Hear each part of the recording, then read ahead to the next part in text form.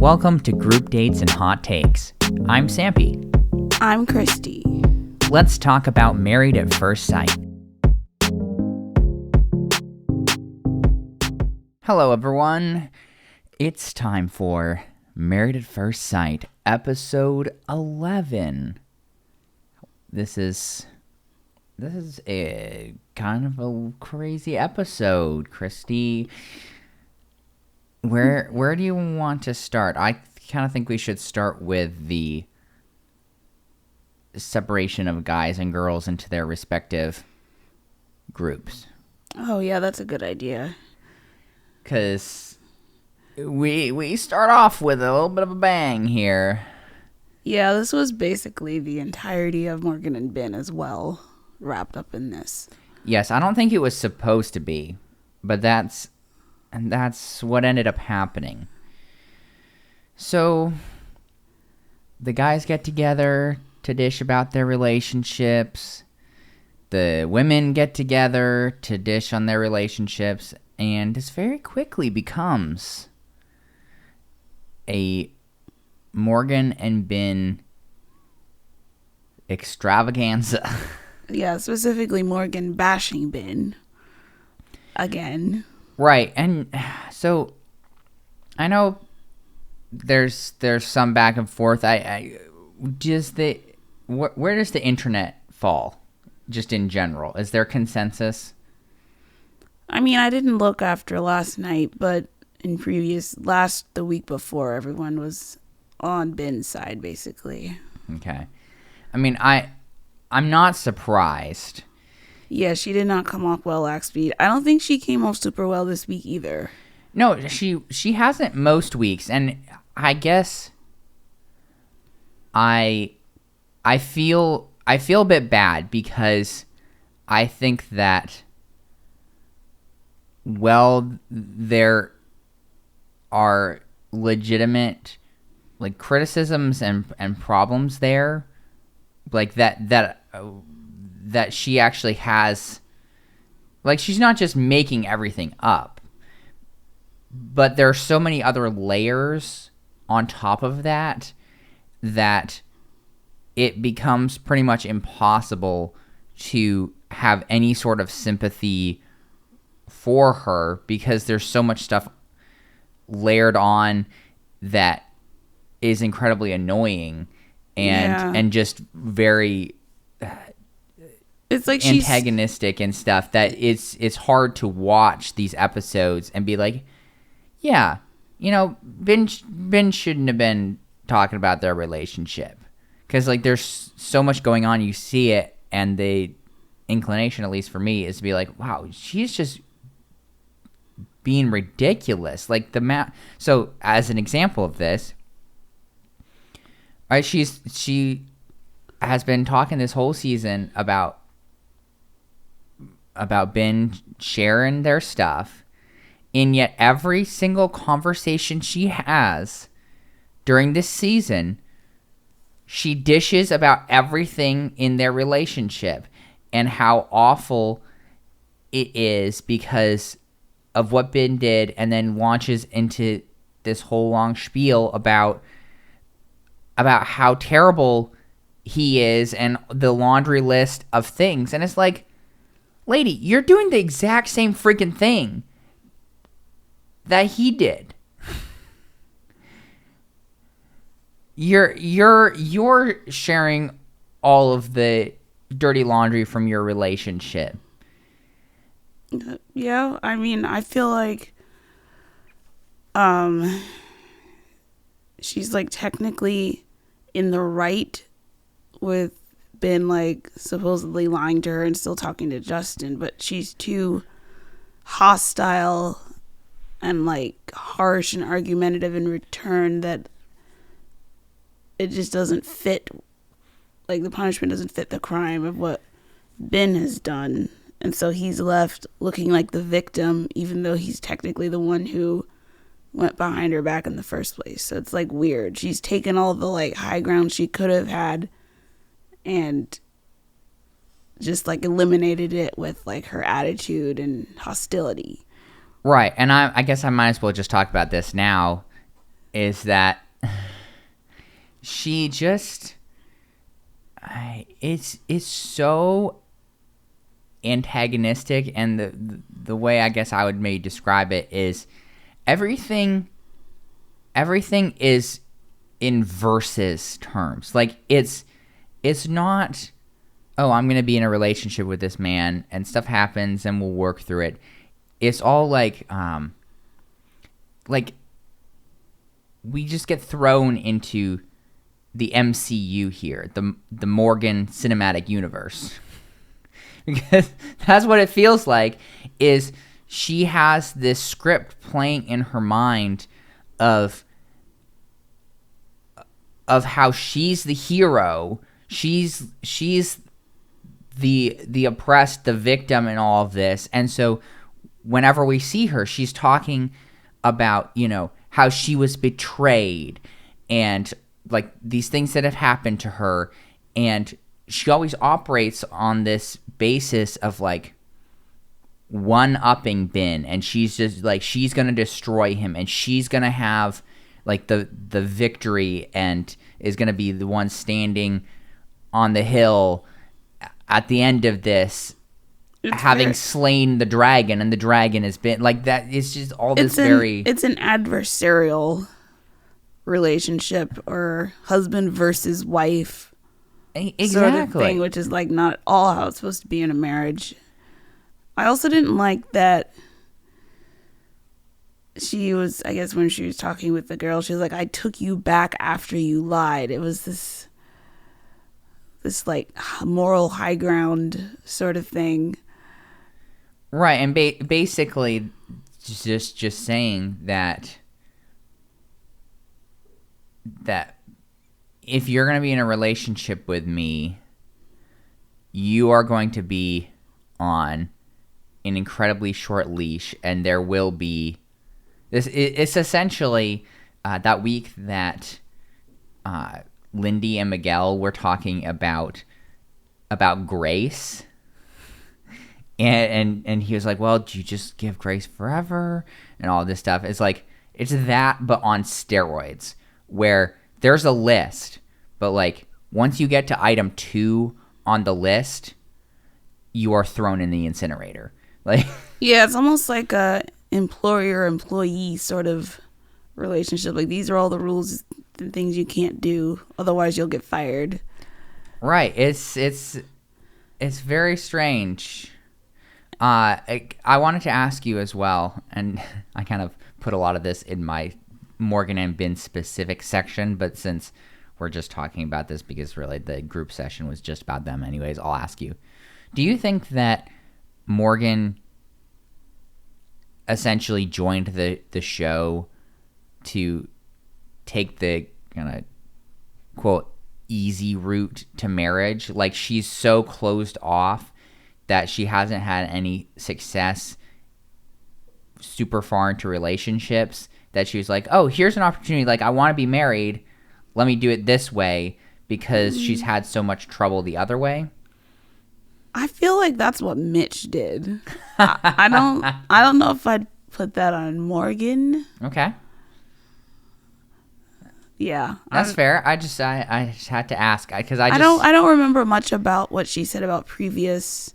Like, I know she had that boyfriend she talked about a couple weeks ago, that everything was great. It was just like the wrong time.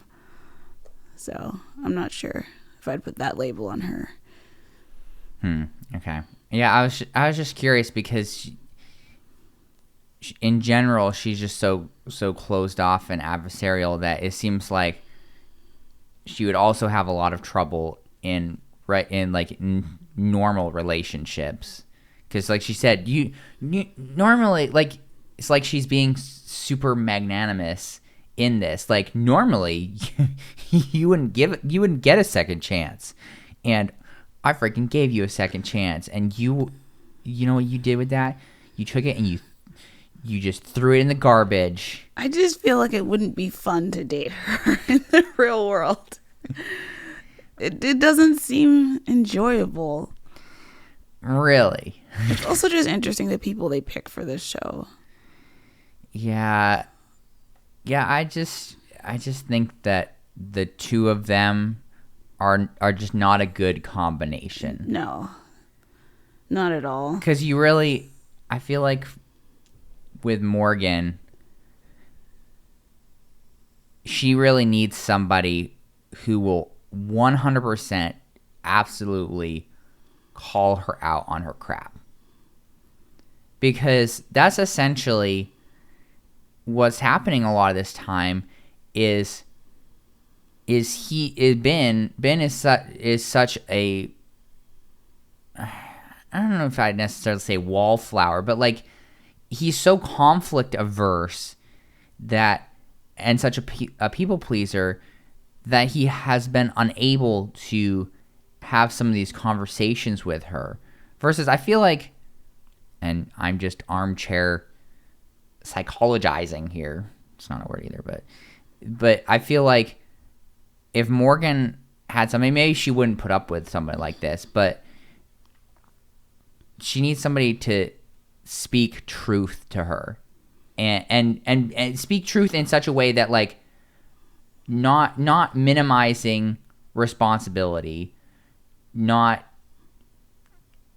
avoiding responsibility for missteps or whatever, like if somebody did what Ben has done, but also being like, look, I take responsibility for my actions. Like, Ben has said, I was judgmental of you and I went to Justin, whatever. But then also be like, but look, you can't just put all of this past trauma onto me. I'm not responsible for that. And like, I'm here for the relationship and I want to be with you, but that's stuff you need to deal with and not just view me as your absent father. I feel like that, while it might not have much chance of success, I feel like would have more chance of success than what's been happening this season. I don't think even if Ben had done that, it would have gone over well with her. Well, I don't think Ben has that capability. I think he's too avoidant. But let's actually talk about what happened here, because they were separate, and then then the guys joined. Well, the women invaded. Because I guess I don't know where the women were, but all the guys were at Nate and Stasha's. Yeah, they were at Stasha's. And so the women had a girl power moment because Morgan was complaining about Ben, and they all went over. I didn't like how Lindy just like totally was on Morgan's side there. That annoyed me. Oh, Lindy. And then I loved how Nate was like, what's up with the hostility? When she complained to them again, she just keeps repeating the same spiel every week. It's major deja vu. Look, I was at least glad that there was other stuff going on for the rest of the episode, because I was starting to have a trauma response myself to this show, because the past like 4 episodes it's felt like pretty much the same thing. We just go round and around in a circle. Ben and Morgan, like Ben has betrayed Morgan's trust and Morgan is super angry about it, and she does X, Y, or Z to slap him around. And Ben apologizes. Yeah, and Ben apologizes to everyone. And, Alexis and Justin freak out because they don't know how to communicate with each other. And there's some sort of temper tantrum and blow up. Mitch is super insensitive about something where he should have just kept his mouth shut. Like, it was very much a recurring So script. the rest of those things are fine, but the Morgan thing is real hard to repeat every week. Oh, absolutely. It's the worst of the bunch. Absolutely, it's very sad to deal with, but at least the entire episode isn't quite as much. No, we basically left them alone after the beginning. No, they have not progressed at all. No, they have regressed. If that was even, how is that even? That's not even possible. They started out at such a bad place, but somehow they're even worse than that, aren't they? Yeah.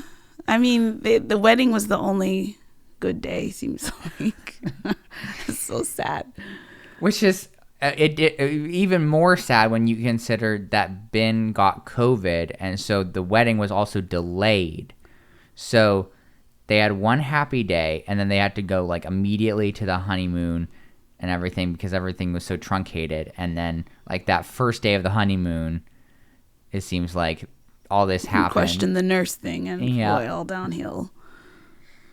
Yeah. Oh man. Did you have anything else from the combined? I had one thing. Yeah, Mitch saying that talking to his friend should be normal. Like, thank you, Mitch. For once, I agree with him. That's what I said last week. Like, this shouldn't be. She shouldn't be so upset by this. That's part of why I'm so annoyed with her, because her complaint doesn't make sense to me. Yeah. Like, that is what you signed up for on this show, to talk with the other couples about your problems. Yeah. Has she not watched? That's. I mean, maybe not, but that I would imagine that is in the user manual. I just, like the packet of information. I just don't understand the people who sign up and then complain about the elements of what you signed up for. I would imagine that a lot of it boils down to the fact that people are too optimistic about their own abilities and their own tolerance for coping with things. So I would imagine a lot of it comes back to this. Like, oh, it's totally fine. Like, who was it? Was it Nate who was talking about how he was like, oh, I want somebody like super independent and all this, and then he's like, oh, I have to deal with this. Was that him, or am I missing? I don't remember. Somebody, but yeah, essentially, I think it comes down to that: is people overestimate, and also I think from a mental health perspective, I think people overestimate where they are a lot, because as we've talked about before on this show in the context of Morgan, but disassociating from your problems is not the same as healing. And so I think a lot of times that gets confused.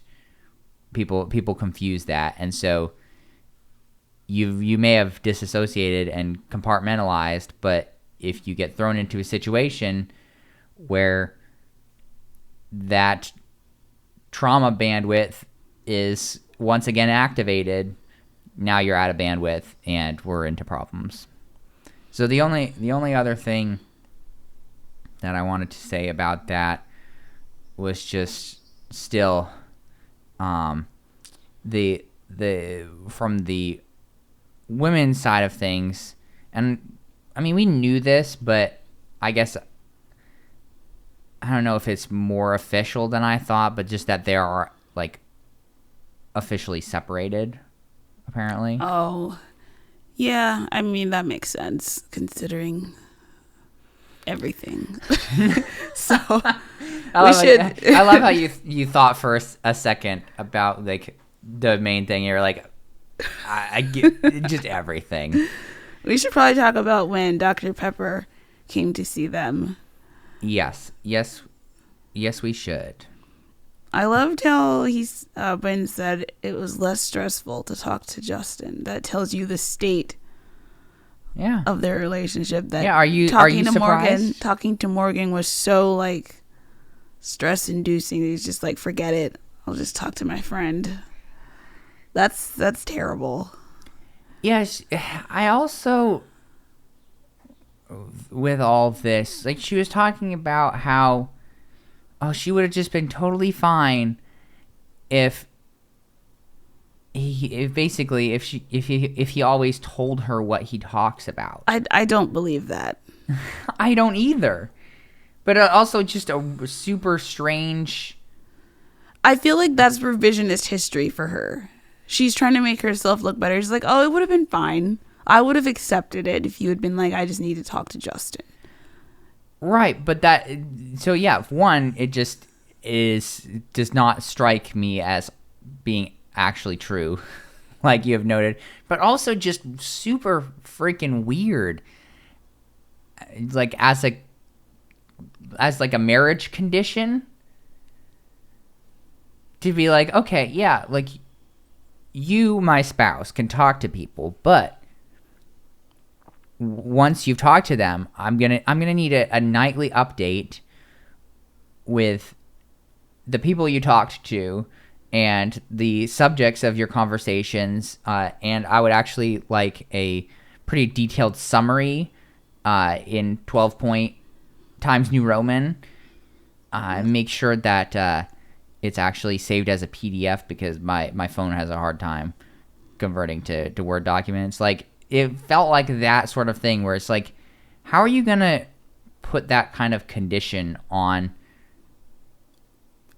the person you've married? It almost feels like there's something to hide.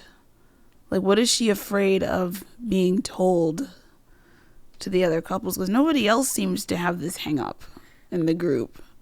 I think she's just hyper protective of herself. And so because she's so hurt from her past, and I hate to keep referencing walls because I kind of feel like that's a little cliche to keep saying. Oh, she said that 1,000 times. But she's like encased herself in a solid block of concrete, essentially. Like, the kernel of whatever is Morgan is buried so deep that I think that her actually being vulnerable is almost impossible because it is such a huge deal and so terrifying to her. That's what it feels like to me. It's tough. It's tough to watch. I also feel like Dr. Pepper didn't have a whole lot of help for them unless they just cut out that part. Because essentially she just ends up giving them the childhood letter assignment, which every other couple got. Right. So that wasn't special. Yeah, every child got it. So, yeah, I was expecting there to be more, like, actionable steps for them, but maybe there just isn't hope. And so... Yeah, do you think that she like gets her whole packet of information from the producers for each couple, and she reads through Mitch and Christian? She's like, oh, they've had some struggles, but wow, they seem to be doing pretty well for themselves lately. Okay. Who's next? Oh, Ben and Morgan. Oh no. She probably watched the footage of Morgan throwing the flowers down on the ground last week. She's probably just like, oh yeah, there's not much I can do here. No, we made a mistake pairing these two together. Yeah, I've been disappointed in the experts so far. I did note, because at the beginning of the episode, you got to have the Pastor Cal voiceover and all of that. But he said his opening, it was essentially, we can give all the advice in the world to the couples. But it's like, what advice? Yeah, where is it? Where are you? Where are you, Pastor Cal? Where are you, Dr. Pepper? Where are you, whatever your name is, the new woman who I liked? Where? Yeah, it looks like she's coming next week. She's coming back. But it's just, this is episode 11, and we've only had 2 sit downs with the experts. I guess 3 if you count the group one. But to me, that doesn't really count. No, I don't count that That's at group all. therapy. You need individual therapy.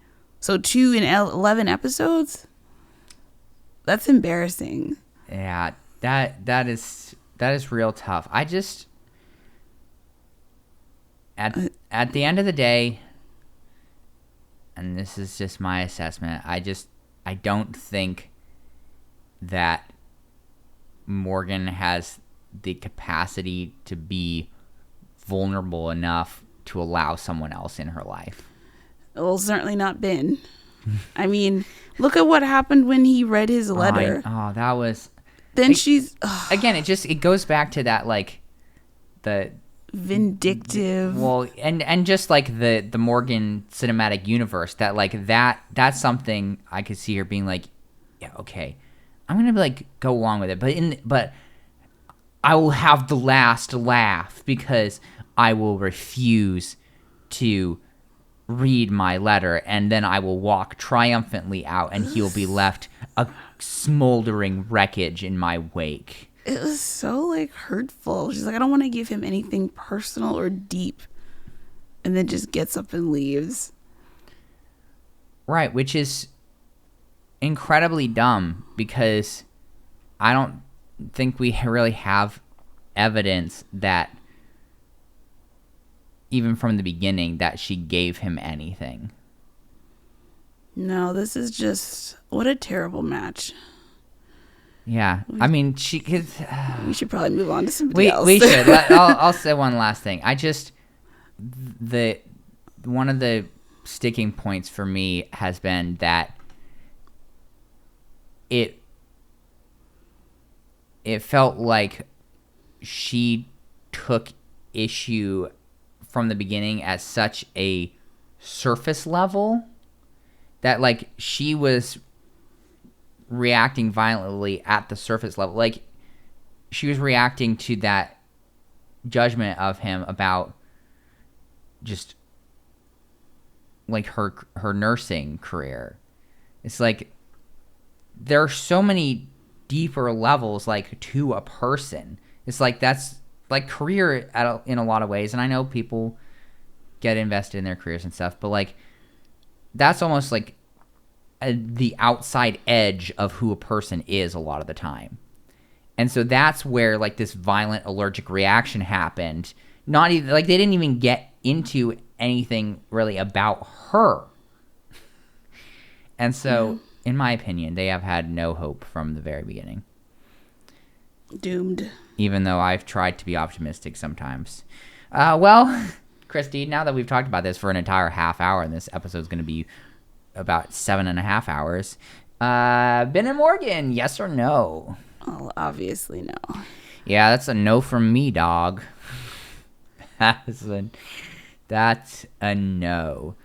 Would you like to talk about Justin and Alexis? Sure, we could do that next. Okay. Well, actually, we pick up... maybe we should have even started with them, since episode literally picked up from last week at that disastrous dinner for them. All right. Justin and Alexis resumed their meltdown from last episode. I mean, he notices that her body language was just, like, shut down. But then, no crap. It was weird. She kept, like, calling him baby, like, during this weird argument outside.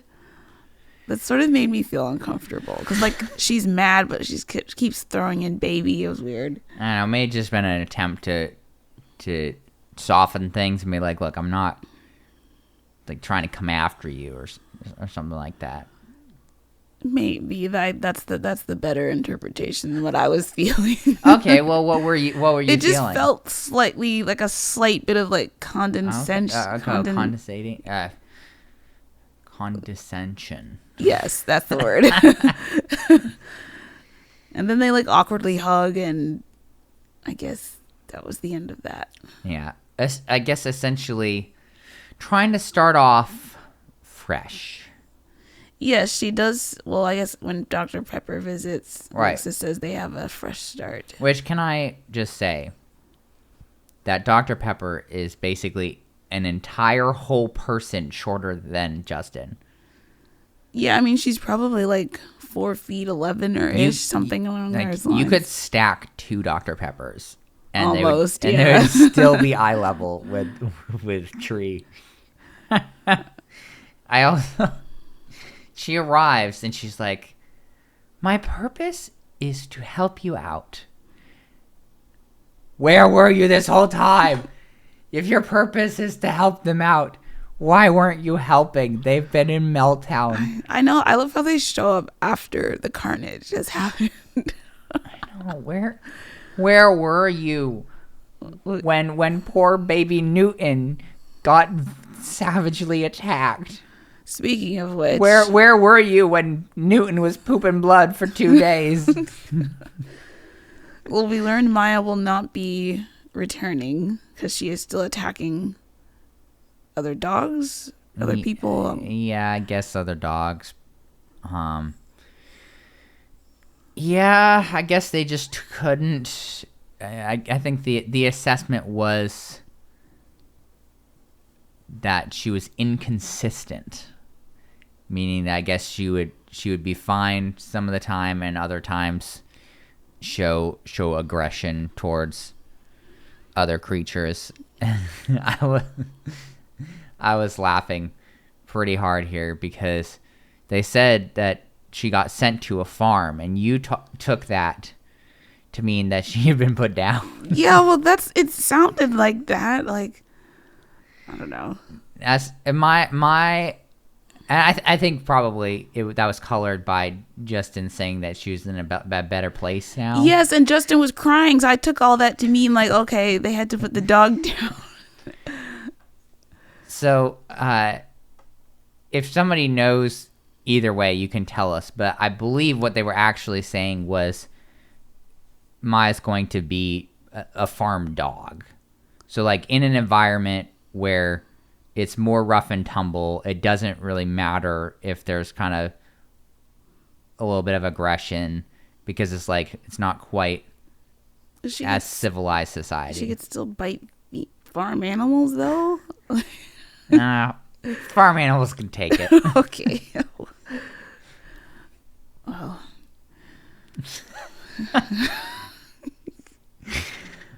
So they put her down. But no, I don't believe that is the case.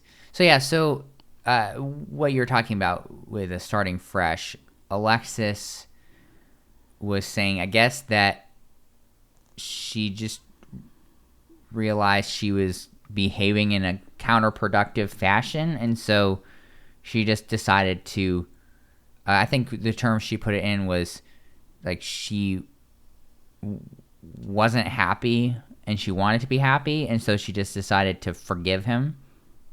Yeah, that's a good summary. Which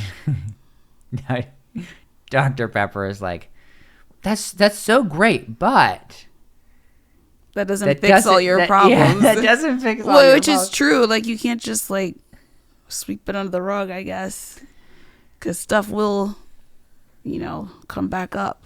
Right, especially since, and I think this is probably true for a lot of couples in general, but a lot of issues that people have, they're not going to be one-off issues. They're recurring things, because when you're in the weeds of a relationship like that, like when you're in a relationship, you're going to be together. And so any little faults or issues, like, they'll come back around, because chances are it has something to do with, like, one or both persons' insecurities or difficulties in communication, or they tend to be more universal things. And so, yeah, you can't just,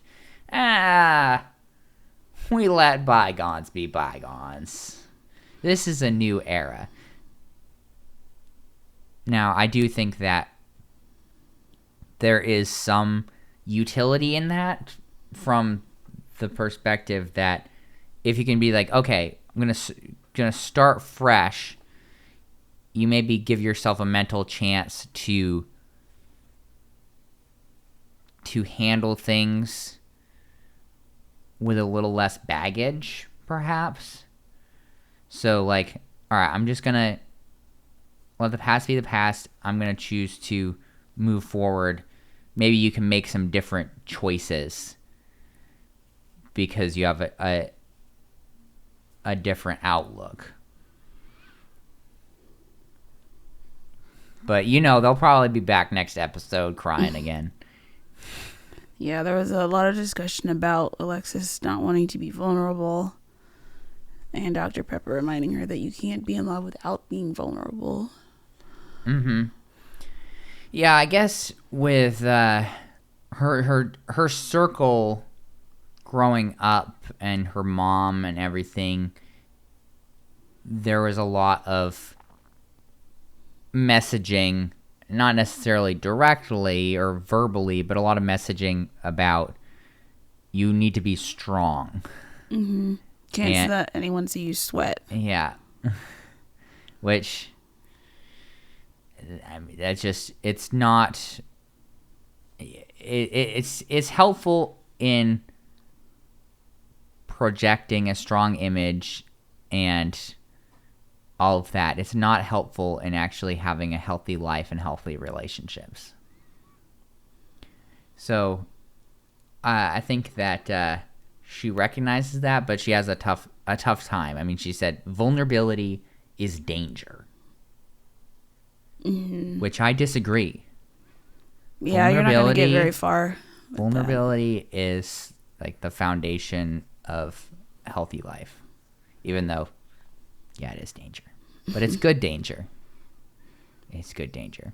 So this was also the episode where you go visit your childhood right. home/neighborhood. You try to get your spouse in a place where they can see why you are who you are. This is always or usually my least favorite episode of the season. The trekking to childhood homes, and especially the letter from your older self to your younger self. I mean, that may be a little cringe. How did you feel about this episode in particular, though? Because I thought some good things came out of the section of visiting childhood, whatever.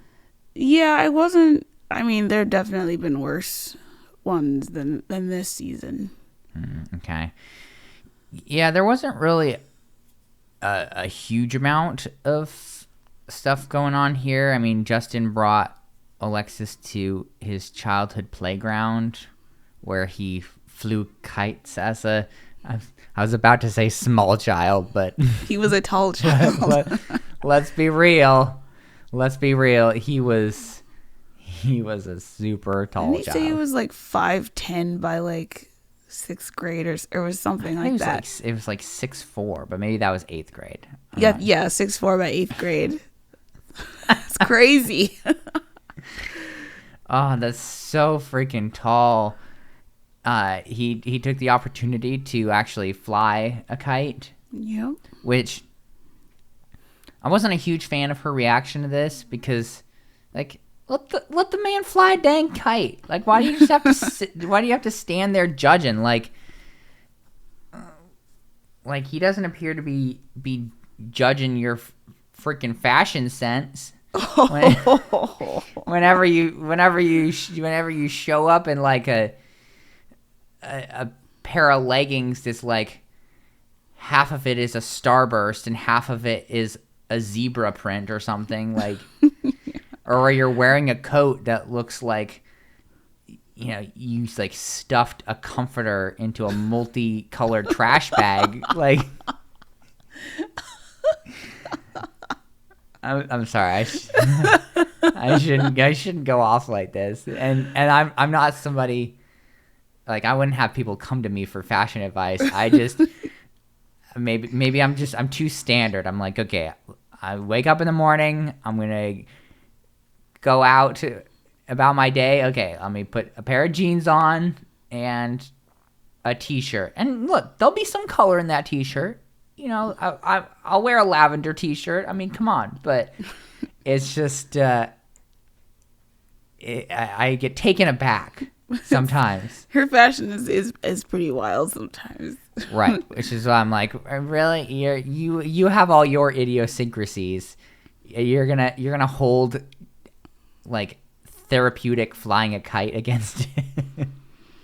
I also thought it was interesting when he talked about like being raised by his brother and always having to figure stuff out, not wanting to ask for help, and then that being paired with someone like her who doesn't want to let anyone in, doesn't want to be vulnerable. That's like a terrible combo. It's almost like the experts did this intentionally. I know. Oh, it's so awful. So then she takes him to play basketball in her area, I guess. Did they actually play? I do not remember. I think they just tossed it around a bit. Yeah, because she was talking about how she hadn't actually played basketball in a bajillion years, despite playing quite a lot as a child. Do you like her little like athletic academic achievement collages things that she put together? Like in the like scrapbook thing. Mm-hmm. Yeah, I mean, it was good. Do you scrapbook No. all your achievements? No, they're scattered in a box somewhere, probably. Well, I love how the reaction is not. I mean, I just don't have that many accolades. The response. Well, I mean, that's probably true as well. The response is, yeah, I just really haven't. I haven't had the time to go through and create a vast catalog of all of them. What did you think about their letters? I honestly do not remember what their letter said. Well, I don't remember his at all. I do remember hers was talking a lot about her hyper independence. Mm-hmm. So, like, for example, at one point she was moving some furniture in her apartment or something like that, and her roommate was just chilling on the couch. She's like, "Hey, what the frick? You're not gonna help me?" And the roommate was like, "Bruh, I've just like been conditioned to stop asking you at this point because you never accept my help."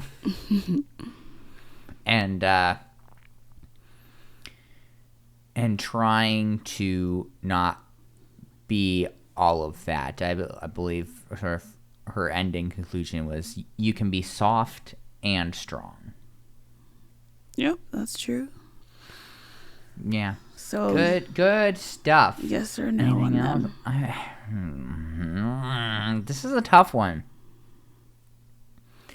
I still say no, just based on everything else that has happened. One good week doesn't erase the previous 6. Oh, here I thought we were going week by week here.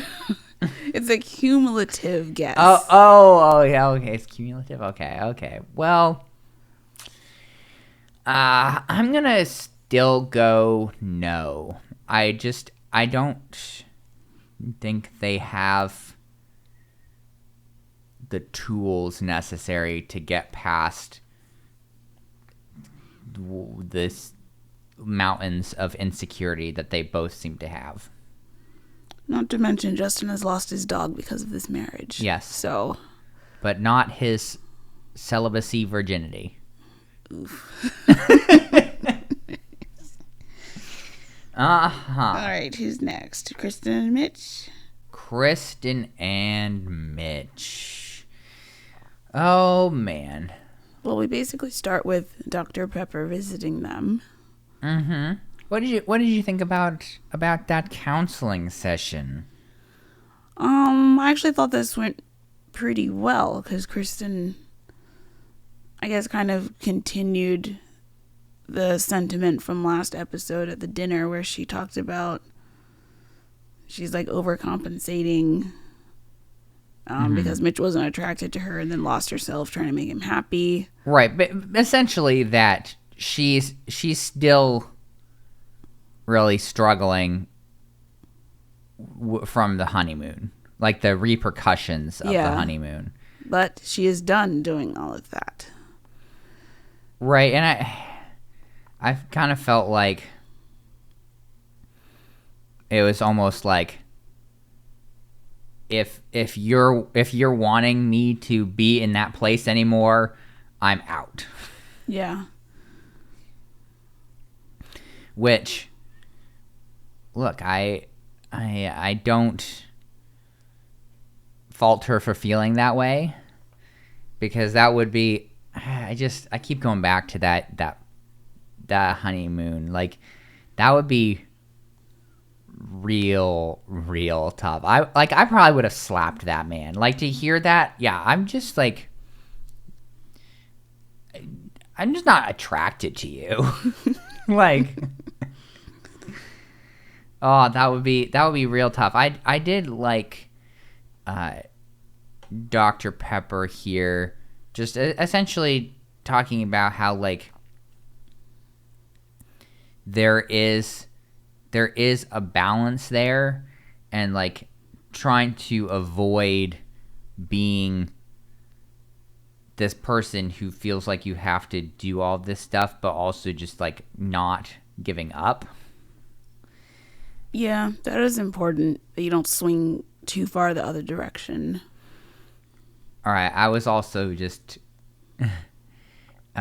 cracking up when she's like, do you tell her nice things? Because she's like she wants to be validated, and she wants to be appreciated, and all of this, and he's like,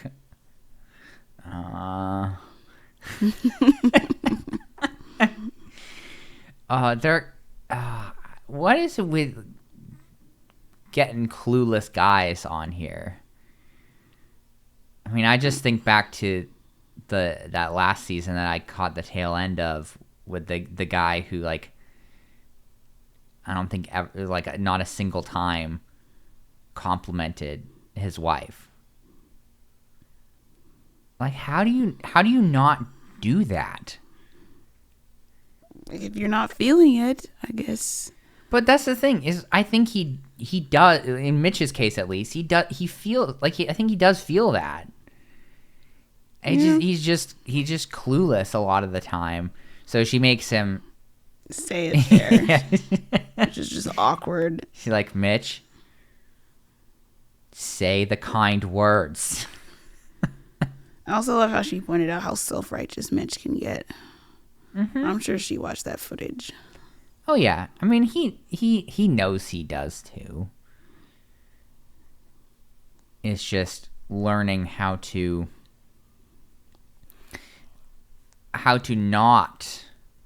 not be that way so much, and be a better husband. How did you think their go around to childhood places went? Yeah, I liked her portion where they played softball. I liked her portion. You didn't like his portion? I mean, there was nothing wrong with his either. Okay. I was just talking about. Yeah, I guess, and maybe this is what you're getting at, but I liked, in particular, for this episode, I liked the additional context that we got for Mitch and Kristen. I thought that was helpful. It was something that, like, actually I thought brought along our understanding of them, but also I feel like is actually helpful for their own relationship. You know what? This trek around the neighborhood thing should have been done early on, which I never thought about. Really? Because, like, why would you wait till after a month to learn the context for your spouse? Well, but Kristen even said that later. She's like, man, I really wish I had known this. Yeah. Before. They really should, honestly. It's out of order. That's what should happen probably immediately when they get back from the honeymoons. I guess perhaps what the reasoning is behind that is that you do have to have a certain amount of history, or like sort of, I don't know, there has to be something there for this to have meaning, I guess. Like, yeah. It might not work, and I think they should try it. Married at First Sight, you should try doing this immediately after they get back from the honeymoons, and see, or at least see, like, how that increases a week your chance. After or something, but not only 23 days left till decision day. Yeah, that is a little tough, but yeah, I for some of the other couples, well, I mean, Ben and Morgan didn't even get there. I don't know. I really liked this because it was enjoyable and just helpful for me as somebody watching the show to understand them and be like, oh yeah, that's why Mitch has been the person that the internet loves to hate. Like, this is why Kristen is who she is. I mean, in Kristen's case, why don't you tell us the what went down here for her? Yeah, she had super strict parents who were always demanding the most from her. She felt she couldn't make any errors. Had to get good grades.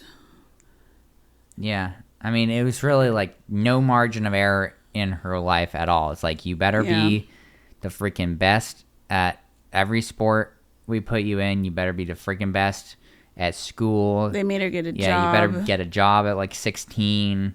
And so she had to give up softball because of that. And then it was the complete opposite for Mitch growing up. Oh, that was so funny to me because Kristen's going through all this stuff about her childhood and how her parents were like put so much pressure on her, and then Mitch is like, so I had a huge margin for error. I'm not really understanding though how that translated to extreme environmentalist. So this is just a theory that I have that probably has no basis in anything, but just based on what he was saying, it kind of feels like part of that could be environmentalism is a place where he feels like he can save something, like he can affect this positive change. There's been so much instability in his life, and like the divorce and all this different stuff, and him just feeling so out of place through all of that, and in large points of his life, I just feel like it's possible he took all that stuff and was like, all this stuff has happened to me, but this is an area I feel like I can actually make a difference. Maybe I haven't been able to make a difference before this, but I can make a difference here. And again, this is speculation, but possible, I guess. I guess. Yeah, it Well, we also got his side of things. That we learn. Did his mom die, or was it divorce? I forget.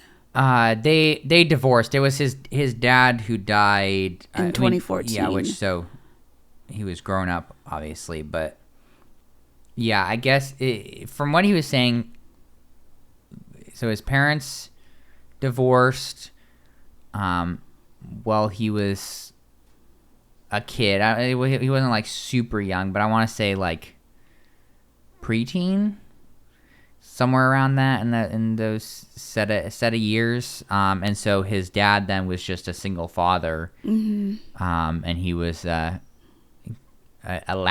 latchkey kid. They call him, just come and go as you please, and not really any structure or accountability. I mean, it is a little comical how much the reverse. I mean, he's like, yeah, I got bad grades. She got good grades. I got bad grades. Like, I was terrible at sports. She was good at sports. Like, all this stuff. Yeah, very different upbringings. Complete opposite. No supervision for him. No supervision whatsoever. They did. I thought it was a nice moment they had. again, going back to the fact that his mom is still alive, he got all these childhood pictures from his mom that they looked through. Like he was showing her the pictures of him as a kid, pictures from when their house got destroyed by an earthquake, all that stuff. And then they headed to the cemetery where his father's buried. We learned on after party, I guess he also visited his grandparents and aunt there as well. Yeah, I mean, that happens a lot, is you have family members just partying it up in the same cemetery. Sorry, is that a weird way to put it? Just a little bit. Christy is looking at me like, you psycho. No, I thought that was good and cathartic for them to go do that, because I think that the thing that makes people love to hate Mitch is his, like, I mean, obviously all of him is human, but like there's a section of Mitch that sometimes feels a bit less human. It's that awkward side where he's just like, he's so sticks to his guns no matter how ridiculous it is, and he puts his foot in it, and he like takes a stand over the littlest things, and like I feel like it's that section of him that people see that and they're like, man, that is freaking ridiculous. And that's where you get all the memes and the hashtag Mitch the bitch and all this stuff is from that. And that's definitely stuff I feel like he should work on, because there's a way to be idealistic and all the stuff that he wants to be without being terrible to other people. But where I'm going with this is, and what we saw a lot in this episode, is I think that, oh man, I hate to see that, or I hate to say this, because you know how mean I like to be, but it's episodes like this where I see more of what Kristen seems to see in him. Like seeing the actual humanity of him. Yeah. Makes me, at least, yeah. He doesn't seem as robotic. Right, but he has to work at that to actually, maybe they should have Mitch coach Morgan. But like, and he's had to find that of like, I'm actually going to, despite how scary this is, I'm gonna actually be here as a human being with you. And so it's those moments that I'm like, oh, this could actually last, because it's not like he's an evil person. Like, he has flaws. He has big flaws, and he's awkward, but yeah. I mean, I've always said if he could tone down the extremism, it could work. I'm unsure if he can. It's weird, like, watching, like, the actual just episode, I'm thinking, wow, there's no way this could work. But then you watch, like, After Party, where he, like, is, like, suddenly all self-aware and realizes, like, oh, I came off judgmental and prickly. And I'm like, well, maybe... I can't decide with them, like, whether it's yes or no, because, like, watching After Party, I'm like, well, he seems a lot better. Well, but that's what I've been telling you this whole time, is that, like, I do think that he has enough self-awareness that being in this situation, and I just think, I don't think he's been in a situation before where he's been able to get comfortable enough to change, if that makes sense at all. Like, he's always protected himself, Yeah, and that's always been the priority. And I- now he can't do that as much anymore. Well, I feel like the question is, did he become self-aware in time for Kristen to say yes? Because he's saying, like, oh, watching it back, I realized, like, oh, I look terrible on wedding day. Is that a man looking back on his life, wishing he chose another path? Or is that a man looking back at his past from a position of a lot of growth that happened? I mean, with a wife by his side. Hopefully he pulled it together in time for a decision day, but yeah, I mean, we'll see. I thought that his letter went a long way. What did you think about his letter? I thought it was well written and like vulnerable. I mean, very very classic. A lot of classic like Mitchisms, like, oh, I can't give you the details because I might corrupt the timeline and stuff. Like ridiculous. I will say, and it keeps coming down to like moment by moment. Sometimes you're like, oh boy, Mitch, is this gonna be a good thing or a bad thing? Because when they sat down on their towel at the beach and she read her letter, it's like, okay, good, but she asked, she's like, so have you actually written it?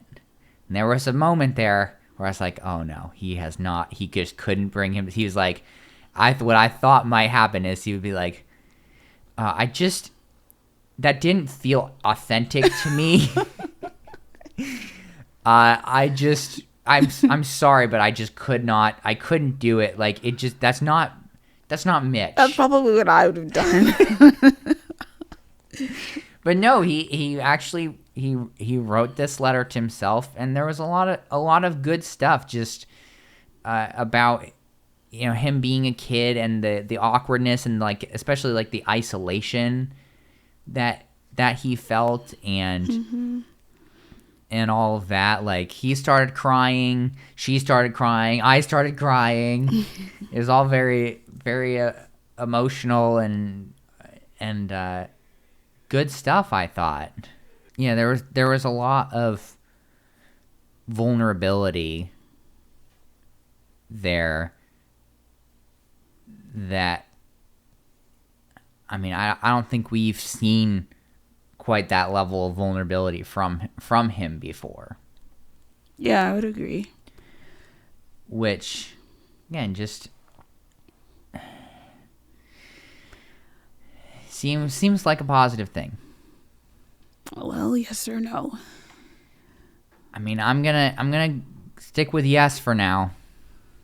I'll say yes for this week. Oh, is Christy coming around? Look, Christy does not want to come around.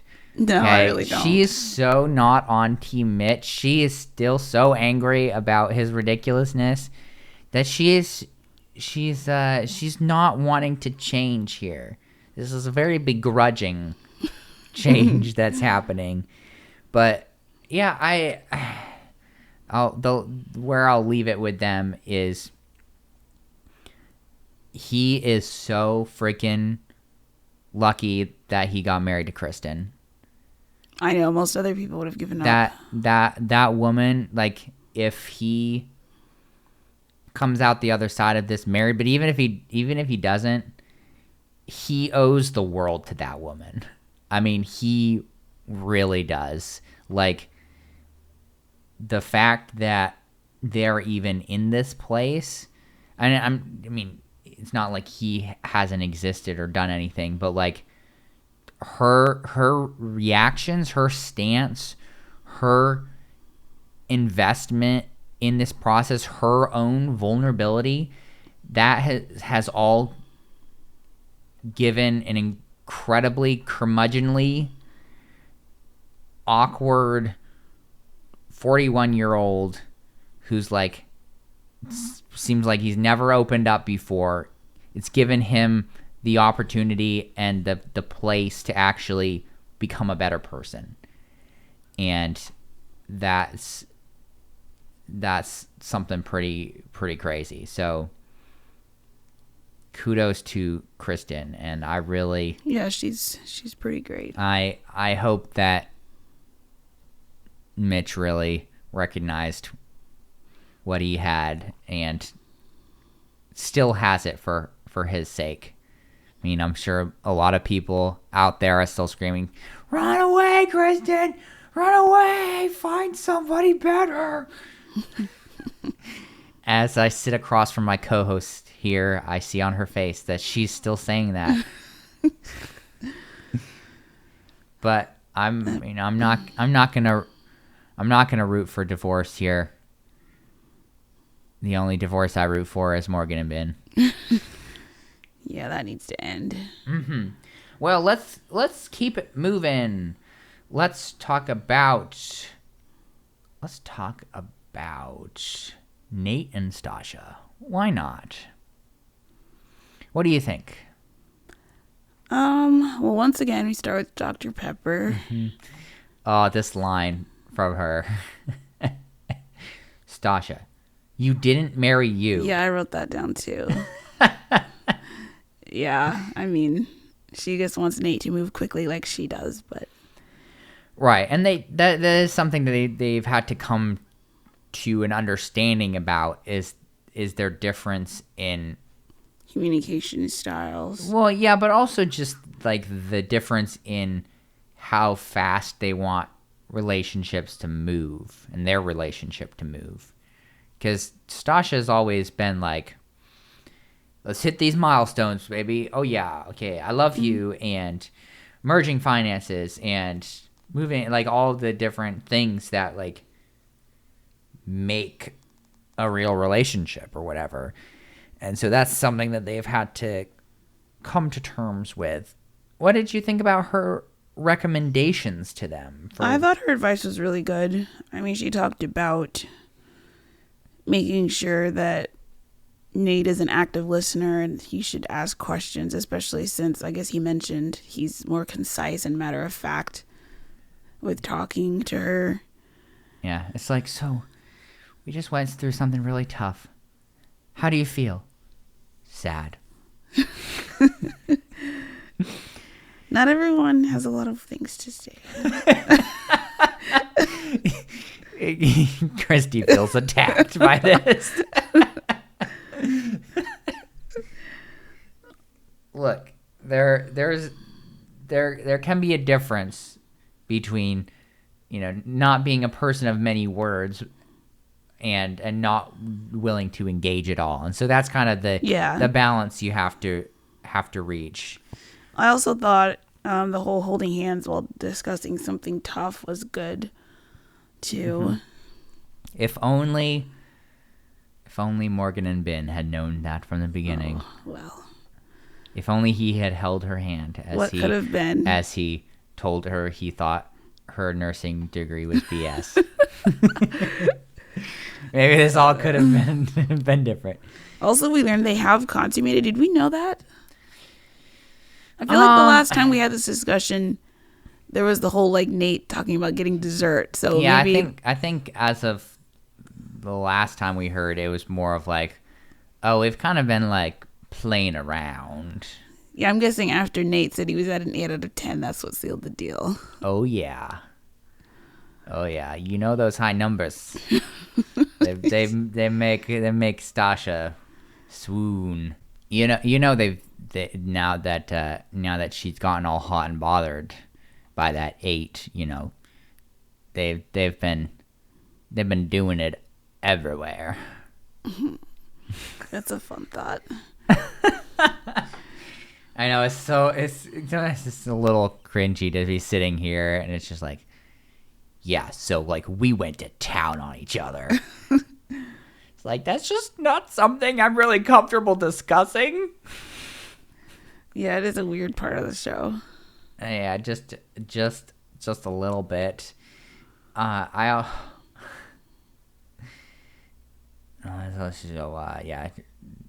Dr. P is like, you really what I would recommend in this situation is just like a lot of active listening.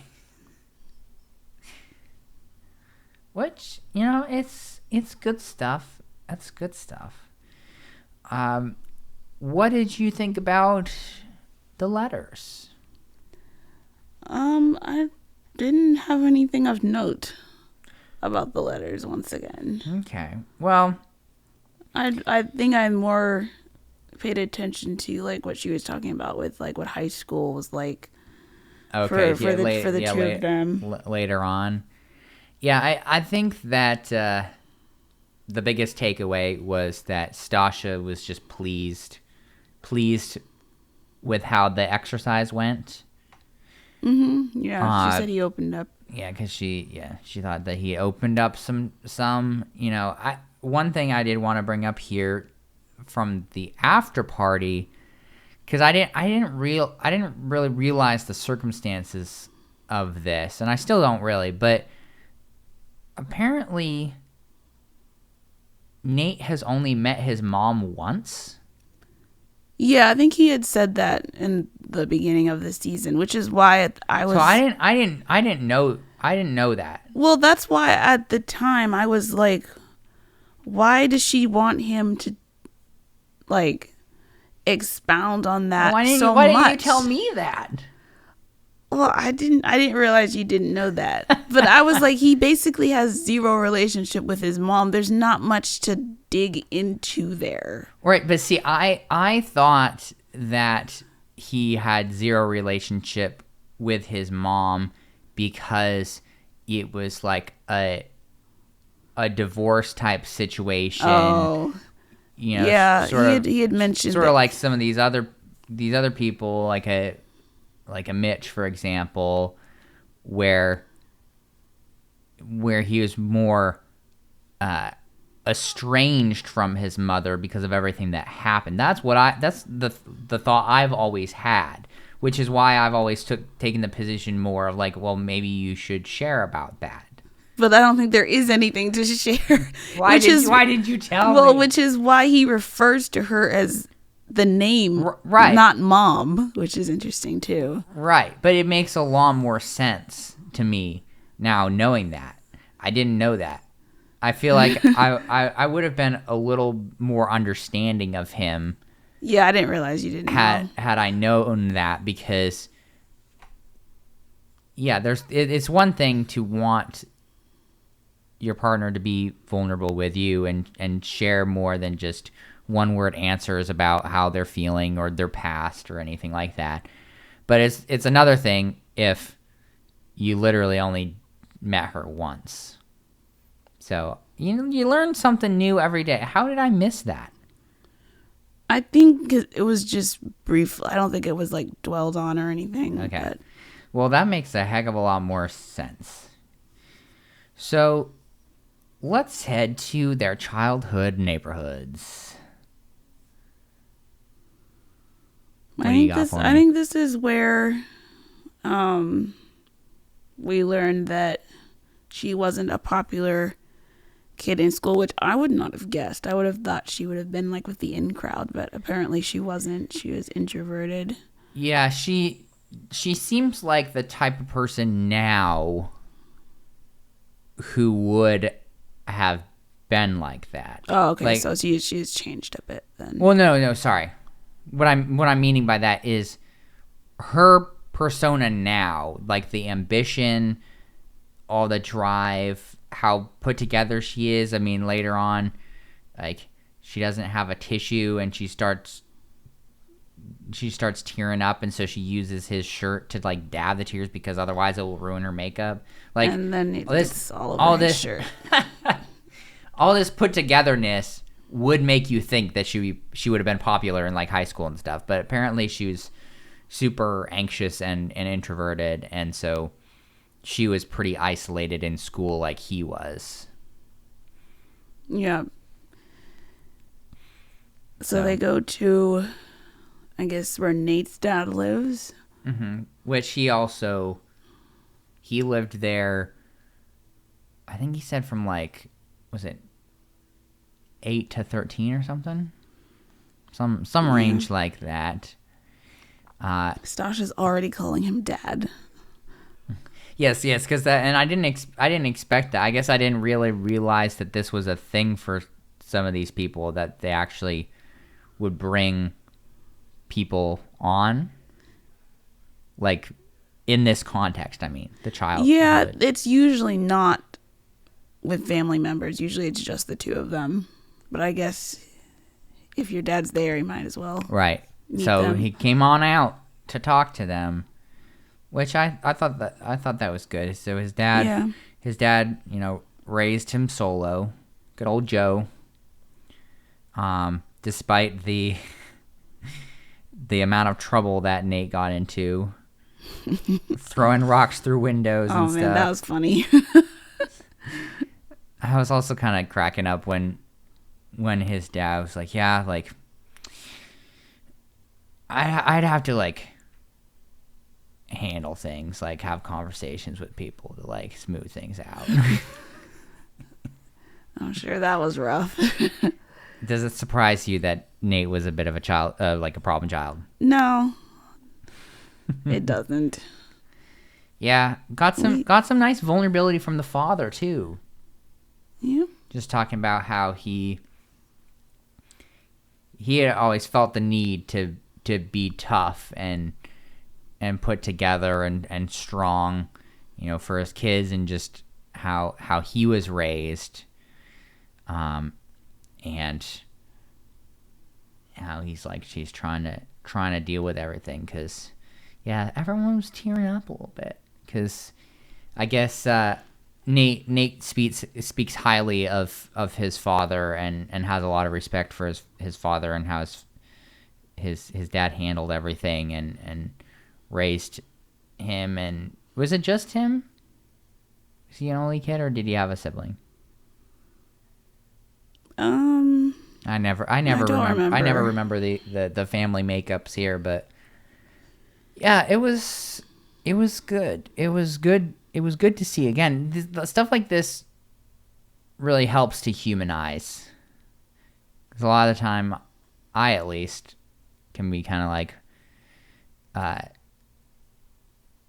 viewing it as more of like a sporting event. Like sporting events really don't have that much basis in reality, like in terms of importance. Like, it doesn't matter that the Washington Commanders are probably going to have a terrible season. Like, who cares? Who cares? Nobody cares. But like, these people actually, like, they're real. They're real, and they have this trauma, and they have people who care about them, and they're more than just the sum of what we see on their short segments. So it's always good to be reminded. We also got to see where Stasha lived after her parents moved away, and she wanted to stay in the area. It's weird to me. Yeah, I don't see how as a parent you're just like, leave my kid here. Yeah, I just really like to live in this different county. So goodbye. Yeah. I mean, I guess she would have had to go with them theoretically. Maybe it's hard to tell. But then this family, she's really good lifelong friends with their daughter. Took her in for, I guess it was her senior year. Yeah, it was her senior year, so that she could stay and play volleyball. I guess volleyball with the team she had played volleyball with, like, all through school and stuff, and stay with her friends. Props to that family. That's not the easiest thing to do, to just be like, well, we have another kid now. Yeah, good on them. But they seem to be pretty supportive. I wonder if she really does view them as another set of parents for her. It seems like it. Yeah, I would agree with that. especially coming from the instability from her own life. Because do we know when her parents got divorced? Because she's estranged from her father. But it seems like her parents were still together in high school. Or maybe that was just her mom and whoever her mom had I don't know if her mom remarried or was dating someone. I'm not sure the details, but... Yeah, I don't know. But I think they're a yes for me still. I would agree. I think that they're showing up. They're putting in the work. Yep. Looks like our last couple, Lindy and Miguel. Oh, Lindy and Miguel. I'm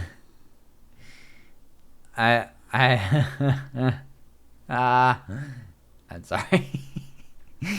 I was just looking at my notes and remembering this, that Dr. Pepper comes in and she's like, oh, yeah, things seem to be going pretty well for you guys. And they're like, yeah, our marriage is just going so well. And then Dr. Pepper, well, have you said I love you? Giant awkwardness. Which I guess ended up being foreshadowing for the end of the episode. Look, it always is.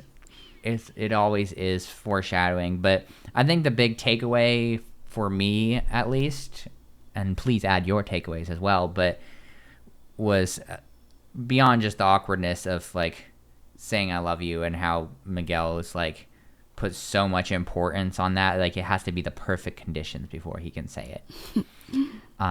That like Lindy just spends a lot of time being defensive, and she's trying to work through that. She's doing her best. It's hard. Yeah, Dr. Pepper says she needs to distinguish control from help. That's an interesting concept. Yeah, I think that's just, especially I think it's good advice in general, because I think it can be easy to be defensive sometimes, because like, oh, you trying to mess with my business? You trying to exert control over me?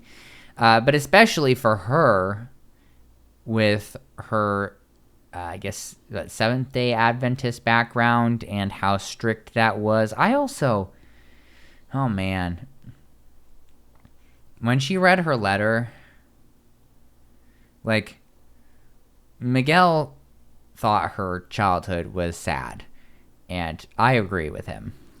Yeah, like we see later after they go swing dancing that she reveals all kinds of things she wasn't allowed to do growing up. It sounds super restrictive. Like, well, especially, and if I'm understanding this correctly, it seems like when she was 14, her parents got divorced, and when they got divorced, they sent her off to boarding school. Yeah, I feel like we didn't know that before. I didn't even know boarding school was still a thing. Mm-hmm. Yeah, it like is. I've never known anybody who went to boarding school or anything. I've never. Well, that's because we don't run in wealthy circles. I know one person who I'm 95% sure went to boarding school. That's just always a thing I hear about in like movies or like a book. Right. It's like, more. It definitely feels more like a retro. Well, or at least like a period piece type thing. Yeah. Where it's like wealthy family didn't want to deal with their child, so they said. I mean, it seems like this is really what happened, though. It's like family didn't want to deal with their child. I didn't know that was the thing. Like, is this like a broad sort of thing? Like, I get sent to Europe or something. Hard to say. It's very entirely possible that there are. It's also boarding schools here. Weird to me that parents who are as restrictive as they were, like we're not going to eat pork or shellfish, no dancing, no alcohol, would be okay with sending their kid off to a boarding school. Well, I think a big part of it was they just didn't want to deal with her. I guess not. And it was probably a strict Seventh-day Adventist boarding school. Oh, well. I don't know, but if I had to guess, though, she, a lot of this was about her telling her younger self to like stay strong because everything is awful and terrible, but it gets better. Yeah, I would not have wanted Again, her his childhood. reaction was just like, man, that's sad. It's like, Yeah. very, very much sad. So going back briefly to the Dr. Pepper thing, that whole control versus help, her background with how restrictive it was and how every little thing was like, okay, you need to stay within the boundaries. It's hard to shake that when she's in this new set of circumstances. And theoretically, and we're kind of trusting that he's not a horrible person, but like he's not wanting to exert that control over her. He's just being in her life and trying to be of help rather than control. And so that's the distinction that was being made there. How about his letter? You got nothing? Not from the letter, just Did you like the Puerto Rico museum? Yeah, I was wondering what that was. I wrote Puerto Rico shop. I wasn't sure. It was a museum about the history of Puerto Rico. Come on. It's very interesting. I didn't see the word museum written anywhere, but I don't know if it a museum written on, but that was the point of it. Is kind of going through. No, I didn't mind it. Through the history of Puerto Rico. It's kind of, man, what a awful world we live in. Oh, about him getting bullied. Well, it's just so bizarre to me. Like how are people? I guess people and kids in particular will find anything to like pick on. Mm-hmm. Yeah, kids are mean sometimes. Most of the time, kids are goblins. But yeah, just the fact that like he's like, yeah. So I was in New York, like growing up in New York, and kids were bullying me because of my skin color, and then I moved back to Puerto Rico. And then kids were bullying me because I didn't speak Spanish. It's just like, you can't catch a break. Wherever you go, people are awful. That's my takeaway from this. That people are just the worst. So they both say I love you at this point. Yes, look, this was so Miguel. Okay, so Miguel. He wrote his letter, and look, I'm not gonna crap on his letter because I thought it was good. Talking about the stuff he went through, and again, there was good vulnerability there and everything. And then at the end, he's like, but hold on, because it's all worth it, because you're gonna have this woman you're crazy in love with. Like, that's so freaking Miguel. that like, he wrote that. He's like, this would be great in my D&D campaign, like Dungeons and Dragons. Yeah, I know the abbreviation, but what does it have to do with? Oh, just like the floweriness and like the big reveal at the end of like. Oh. It was all just very dramatic. Yeah, a little dramatic. But it worked though. That's how he is. And then he's like, yes, that's right. You heard me read my letter correctly. I love you, Lindy. And she says it back, and they live happily ever after. Maybe. I'll say yes on them, though, still. Oh, wow. Okay. Yeah. I'll say yes, I guess, too. I think as long as they can continue to work at resolving the insecurities that they have and how they react in sort of a knee-jerk fashion to those insecurities, I think that they could survive. Possibly. Yep. Yes. Yeah, so that happened. That episode. Wow. As always, they're teasing more trauma next episode with everybody. There's always something. Yeah, they always it's like, it would be good. We got to put together this teaser for next episode. Make sure you take all the footage of crying. Get that in there. And did someone, please tell me somebody yelled at some point. Yeah, we gotta put that in there. They gotta hook us. They gotta bring us back in. Gotta keep on going. But as you all know, we'll be back. There's no escaping. This is episode 11. Do you have, how many episodes do we have? I don't 7, know. 6, 10? Who knows? How do you not know this? Is it not known ahead of time? Not that I know of, but maybe, I'm not sure if when you buy the season it tells you like how many there are, but we just keep going till we hit reunion. This is a burning question I have, while also simultaneously not caring enough to try to figure it out on my own. I'll see what I can find. Oh, wow, thank you. Do you have any last words, Christy? I just find it funny that Justin doesn't like Morgan, that's all.